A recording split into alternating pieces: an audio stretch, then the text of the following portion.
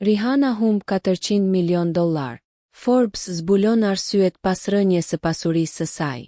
Rihanna, një nga ikonat më të suksesshme të muzikës dhe biznesit, ka pësuar një goditje të ndjeshme financiare.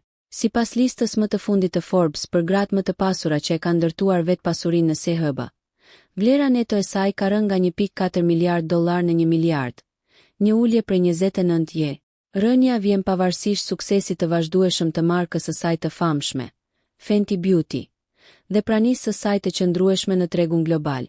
Por, sipas Forbes, sfidat brenda disa prej bizneseve të saj kyçe kanë ndikuar negativisht në të ardhurat. Çfarë ndodhi me Savage Fenty? Një nga momentet kyçe ishte largimi i CEO-s së Savage Fenty në gusht 2024.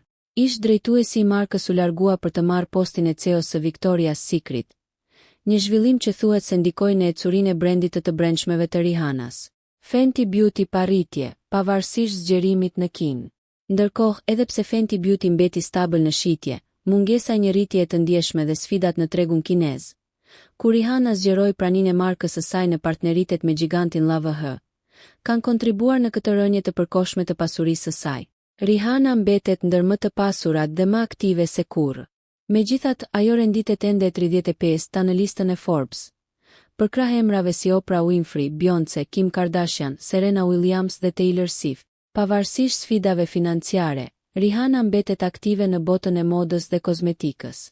Në prill, Savage Fenty prezantoi një koleksion nusërie, ndërsa Fenty Beauty solli sërish në treg produktin kult Body Lave, pikërisht në kohë për sezonin veror.